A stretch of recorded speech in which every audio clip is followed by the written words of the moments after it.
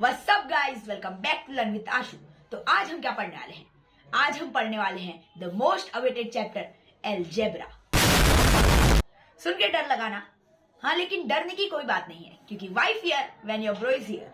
तो आज हम पढ़ने वाले हैं class 7 chapter 10 algebraic expressions with this NCERT book. तो हम यहाँ पे हमारा फंडा सिंपल है, आपको लर्न क्लासरूम में पता होगा। सबसे पहले जितने भी क्लास 7 के स्टूडेंट्स हैं जो कि ये लेक्चर को देख रहे हैं, वो सब पॉपकॉर्न लेके बैठ जाएं और इस लेक्चर को एंजॉय कीजिए। तो हम सबसे पहले थ्योरी कंप्लीट करेंगे, थ्योरी पढ़ेंगे कि हम इस चैप्टर में क्या क्या पढ़ने वाले हैं। उसके बाद इसमें 2 एक्सरसाइजेस हैं, आई थिंक 10.1 एंड 10.2, उन दोनों को भी करेंगे। उसके बाद मैं अपने खुद से कुछ कॉम्पिटेंसी बेस्ड क्वेश्चंस लाए हूँ, उन्हें भी हम ट्राई करेंगे, या फिर जो प्रीवियस ईयर इंपॉर्टेंट पेपर्स के क्वेश्चन है जो कि आपको 8th 9th के लिए एक बेस देंगे, ऐसे क्वेश्चंस को भी ट्राई करेंगे। तो इस वीडियो को लास्ट तक देखना ना भूलिएगा। Let's start algebraic expressions class 7।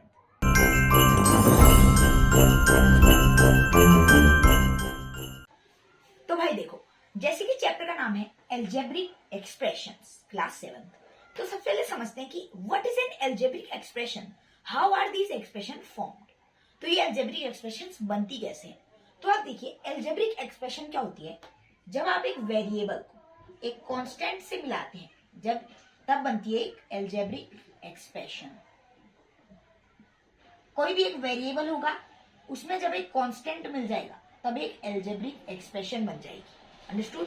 अब देखिए, वेरिएबल क्या होते हैं, कांस्टेंट क्या होते हैं। मैंने कुछ और टर्म्स लिखे हैं, variable, constant, term, factor, coefficient. आपके दिमाग में बहुत मैसअप हो गया होगा, लेकिन अब एक एक करके समझते हैं कि ये टर्म्स होते क्या हैं। बिल्कुल टेंशन नहीं लेनी है क्योंकि मैं पढ़ा रहा हूं। तो वेरिएबल प्लस कांस्टेंट इक्वल्स एक अलजेब्रिक एक्सप्रेशन। देखिए, वेरिएबल्स क्या होते हैं, जैसे नाम में है वेरिएबल है, एबल प्लस वेरी। वेरी मतलब चर राशि जिसकी वैल्यू हमेशा बदलते रहती है, नो फिक्स वैल्यू, और term with no fix value is known as variable. जैसे कि ये टर्म्स होते हैं ना, एक्स वाई। सोचोगे मैथ्स में एबीसीडी कहां से आ गई, लेकिन ये सब भी होता है, X Y A B T U, ये सब टर्म्स होते हैं हमारे वेरिएबल्स जिनकी वैल्यू फिक्स नहीं होती है। ये एक्स का मान आपको निकालने को बोलेगा, आप कुछ भी आ सकता है इसका मान कभी 2 होगा, कभी 100 होगा, कभी करोड़ होगा, ऐसे कुछ भी होगा, कभी 0 होगा, माइनस में हो जाएगा। तो ये होते हैं वेरिएबल्स जिनकी कोई भी फिक्स वैल्यू नहीं होती है। दूसरी तरफ है कांस्टेंट। कांस्टेंट मतलब अचर राशि, जिसकी जो चर नहीं है, जिसकी वैल्यू नहीं बदलती है, एक फिक्स वैल्यू होती है। जैसे 100 है, 100 है तो 100 ही है ना भाई। 100 है तो 200 थोड़ा है, 100 का नोट दोगे वो आपको 200 का सामान थोड़ा देगा। 100 है तो 100 ही है, 1 है तो 1 है, 0 है तो 0 है। फिक्स वैल्यूज यानी कांस्टेंट्स, वेरिएबल, कांस्टेंट। अंडरस्टूड? अब जब आप एक जगह पे वेरिएबल में कांस्टेंट को मिक्स कर दोगे, और मिक्स कैसे होती है, 2 चीजें मिक्स कैसे होती है मैथ्स में, मिक्सर ग्राइंडर से नहीं होती, वो होती है फंडामेंटल ऑपरेशन से। फंडामेंटल ऑपरेशंस क्या क्या होते हैं मैथ्स में? Plus minus into divide, plus minus multiply and divide. In 4 fundamental operations को जब आप एक वेरिएबल एंड कांस्टेंट में मिक्स करते हैं, तब हमारी बनती है एक अलजेब्रिक एक्सप्रेशन। ज्यादा कुछ नहीं है। ये देखिए, जैसे एक वेरिएबल हमने ले लिया एक्स की वैल्यू कुछ भी हो सकती है एक्स, फिर कोई भी एक हमने फंडामेंटल ऑपरेशन ले लिया जैसे प्लस, फिर कोई भी एक कांस्टेंट बोलिए जैसे 4, सो एक्स प्लस 4, ये हमारी बन गई एक अलजेब्रिक एक्सप्रेशन। सिंपल, इतनी सी चीज है। नाम में अलजेब्रा है तो डरना बिल्कुल नहीं है। एक्स हमारा एक वेरिएबल था, बीच में एक फंडामेंटल ऑपरेशन आया, एक यहाँ पे कांस्टेंट आया 4, एक्स प्लस 4 एक algebraic expression. Variable covered, constant covered, algebraic expression covered. अब बात करते हैं term. What is a term? तो यहाँ पे देखिए, जैसे इससे समझते हैं, जैसे कि है एक्स प्लस 4। तो यहाँ पे देखिए, मैं आपको पहले दिखाता हूँ। मैंने बताया 4 फंडामेंटल ऑपरेशंस होते हैं, तो इनमें से जो ये 2 हैं, प्लस और माइनस, या आपने पहले ही पढ़ा होगा, प्लस और माइनस पदों को बांटते हैं, जबकि मल्टीप्लाई और डिवाइड पदों को नहीं बांटते हैं। ये देखो, x प्लस वाई है, आप इसे x प्लस वाई भी लिख सकते हो, आप इसे एक्स वाई नहीं लिख सकते। लेकिन अगर x इंटू वाई होगा तो आप इसे एक्स वाई भी लिख सकते हो, क्योंकि इंटू जो मल्टीप्लाई होता है ये पदों को नहीं बांटते हैं। ये टोटली एक पद है, ये एक ही टर्म है, जबकि प्लस होता है पदों को बांट देता है। एक टर्म, 2 टर्म, यहाँ पे 2 टर्म हो गई। सो प्लस और माइनस हमेशा पदों को बांटते हैं, मल्टीप्लाई और डिवाइड पदों को नहीं बांटते हैं। अंडरस्टूड? तो अब पद जो मैं बोल रहा हूं, जो एक पद है, यहाँ पे x एक पद है, यहाँ पे 4 एक पद है, ये टर्म्स है, तो यही टर्म है। Simply x is a term like 4 is a term. So term क्या हो गया? कोई भी चीज होगी कि 4x है तो यहाँ पे अलग चीज है, यहाँ पे बीच में जिसके बीच में कुछ नहीं दिखता उसके बीच में मल्टीप्लाई होता है, मल्टीप्लाई छुपा रुस्तम है, जिसके बीच में कुछ नहीं मल्टीप्लाई होगा। ओके 4 into x है तो यहाँ पे ये मत सोचना 4 और x दो टर्म्स है, क्योंकि बीच में मल्टीप्लाई या डिवाइड हो तो टर्म्स नहीं बढ़ते हैं, और टर्म्स नहीं बढ़ते हैं तो वो एक ही टर्म होता है, और एक टर्म है तो देयर इज वन टर्म, अगर प्लस है तो दो टर्म, ऐसे टर्म भी कवर्ड। चलो वेरिएबल कांस्टेंट टर्म समझ गए। अब बात करते हैं फैक्टर की। सो भाई फैक्टर को समझने के लिए पहले हमें ट्री डायग्राम को समझते हैं। ट्री डायग्राम देखो, जैसे हमारा फैमिली ट्री होता है वैसे ही। तो देखिए जैसे एक ये तो थोड़ी नॉर्मल एक्सप्रेशन हो गई, जैसे हम लेते हैं expression 2x plus 4, 2x plus 4 है, ये क्या है, दिस इज एन एक्सप्रेशन। इसे हम बांट देंगे दो पार्ट्स में, यानी टर्म्स में। इसके टर्म्स हैं, इसमें कितने टर्म्स हैं, 2 टर्म्स, पहला टर्म 2x, दूसरा टर्म 4, so 2x एंड 4।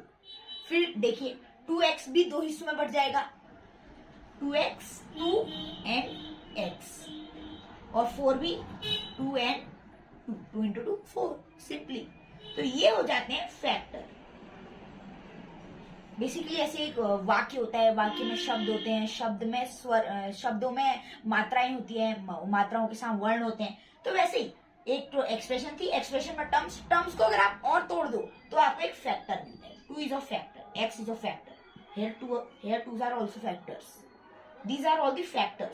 यानी टर्म को अगर आप और तोड़ दो, टर्म का छोटा रूप फैक्टर होता है सिंपली। उसका कोफिशिएंट देखो, तो ऐसे कि 2x था, हाँ तो 2x है, तो इसमें जो x है ये क्या है, वेरिएबल या कांस्टेंट है, वेरिएबल है ना सिंपल, यस x जो वेरिएबल। तो अब x के आगे क्या है 2, तो x का कोफिशिएंट क्या है, यानी आप यहाँ पे 2 है तो 2 एक नंबर भी है, तो आप बोल सकते हो what is the numerical coefficient of x, और what's the coefficient of x, so 2 is the coefficient of x। कोई भी नंबर 4x स्क्वायर है, 4x स्क्वायर, 4x स्क्वायर में जो x है, यानी जो x स्क्वायर है इसका कोफिशिएंट क्या है 4, 4x स्क्वायर को आप बांट सकते हो 4 इंटू एक्स इंटू एक्स, यानी अगर आपको मुझे x का कोफिशिएंट क्या है तो 4x सिंपल। यानी जिसका आपको कोफिशिएंट पूछा होता है उस इक्वेशन में से उसे हटा दो, उस टर्म में से उसे हटा दो, तो जो रेस्ट पार्ट होता है वो उसका कोफिशिएंट कहलाता है।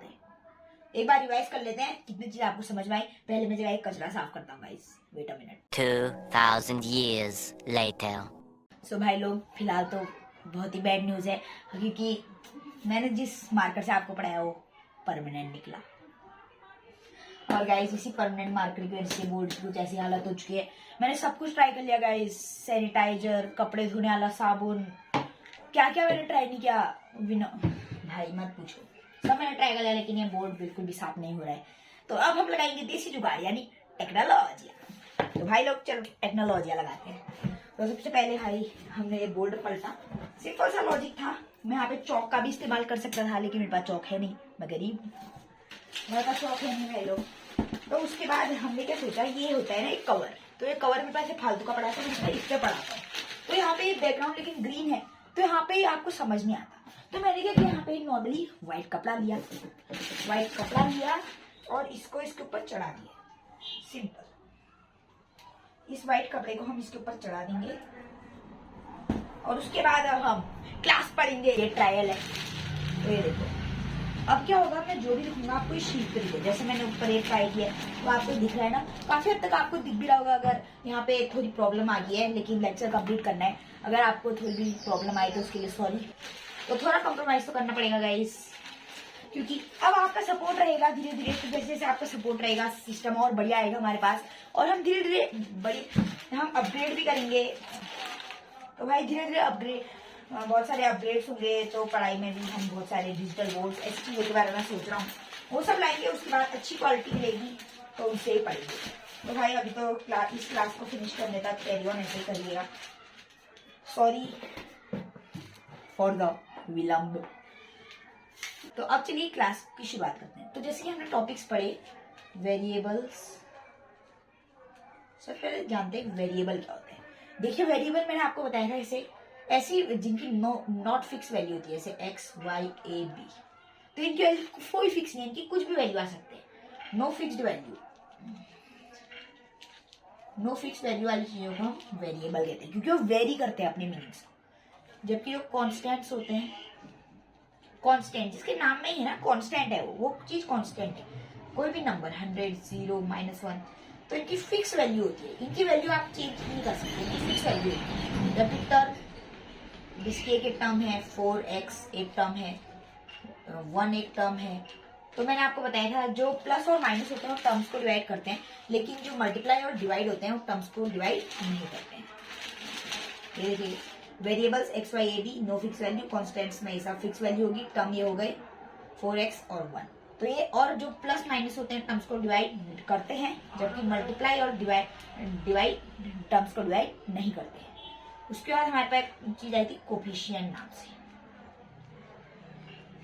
कोफिशिएंट जैसे हमने जाना कि कोई भी है 4x में से हमें x का कोफिशिएंट निकालना है, तो उस टर्म में से जो जिसका हमें कोफिशिएंट पूछा है उसे हटा दो, यानी x का पूछा है तो x को हटा दो, क्या बचा 4, तो यहाँ पे 4 इसका कोफिशिएंट हो जाएगा सिंपली। उसके बाद फैक्टर, फैक्टर जैसे मैं लिखूँ, सॉरी गाइस बीच में थोड़ी प्रॉब्लम आ रही है क्योंकि एक बहुत बड़ी प्रॉब्लम हो चुकी है। फैक्टर्स, फैक्टर्स की अगर मैं बात करूं तो यहाँ पे बहुत सारे फैक्टर्स, जैसे कि ये हमारे पे एक एक्सप्रेशन थी 4x + 2, इसे हमने दो टर्म्स में बांटा 4x और 2, फिर 4x की पार्ट करें 4 और x, और 2 के 2 और 1, तो 2, 1, x और 4, यानी टर्म को जो हम छोटा कर देते हैं और बांट देते हैं तब हमारे पास एक फैक्टर आते हैं। तो ये हो गया रिवीजन। अब अगले टॉपिक की ओर बढ़ते हैं। गाइज मैं तब तक आपको थोड़ा जूम करके इसे दिखा देता हूँ, सॉरी अगर आपको थोड़ी प्रॉब्लम आई तो। ये देखिए मैंने आपको ये समझा दिया है। ओके चलिए अब नेक्स्ट टॉपिक की ओर स्विच करते हैं। सो गाइज अब हम पढ़ते हैं व्हाट आर टर्म्स, तो हमने पढ़ लिया। अब टर्म्स के भी यहाँ पे दो टाइप्स होते हैं। जैसे कोई एक टर्म है तो वो या तो लाइक टर्म होगा या फिर वो अनलाइक टर्म होगा। इनमें डिफरेंस क्या होता है? ऐसे दो टर्म्स को जब हम कंपेयर करेंगे या तो लाइक होंगे या तो अनलाइक होंगे। जैसे 4x और 3x, तो आपको यहाँ पे कांस्टेंट को रिमूव कर देना है। कांस्टेंट पे आपका ध्यान नहीं जाना चाहिए, आपका ध्यान जाने वेरिएबल पे। Variable is the key. तो x है, यहाँ पे भी x है। अगर वेरिएबल सेम हो तो टर्म लाइक होगा, अगर वेरिएबल्स डिफरेंट हो तो टर्म अनलाइक होगा। तो यहाँ पे वेरिएबल x, यहाँ पे variable x and x are equal, so ये टर्म है लाइक टर्म, तो ये हमारे लाइक टर्म हो जाएगा। अगर मैं आपको दूं 4y और 4x, तो यहाँ पे हमें वेरिएबल्स पे ध्यान देना है। 4y एंड 4x है, तो इसमें जो कांस्टेंट है उसे हमें हटा देना है। कांस्टेंट सेम हो कोई बात नहीं, वेरिएबल सेम होनी चाहिए। y और x अलग अलग है तो एक अनलाइक टर्म होगा। उसके बाद होते हैं हमारे पास चार टर्म्स मोनोमियल, देखे आते हैं monomial, binomial, trinomial and polynomial. लोग नाम सुन के यहाँ पे बहुत घबरा जाते हैं, लेकिन आपको बहुत इजी टॉपिक है, ज्यादा कुछ नहीं है। अब देखिए जैसे एक है पोलिनोमियल, पोली जो पोली है, पोलीगन, पॉलीगन, पोलिनोमियल, ये सब। सो पोली मतलब होता है, पॉली मतलब होता है बहु, बहुभुज ऐसे। तो बहुभुज मतलब बहुत सारी भुजाएं। सो ऐसे terms with more than one term, यानी जिसमें टर्म्स होते हैं, ये ऐसे टर्म जिनमें ज्यादा फैक्टर्स होते हैं पोलिनोमियल कहा जाता है। अब पोलिनोमियल्स की भी टाइप हो जाते हैं मोनोमियल, जिसमें एक अनलाइक टर्म, मतलब एक हमारा वेरिएबल टर्म होगा।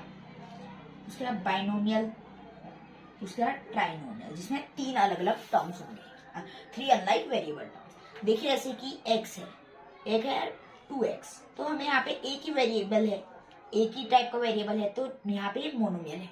वैसे अगर 2xy या फिर 4x + 3y, तो यहाँ पे x और y दो डिफरेंट टर्म्स है।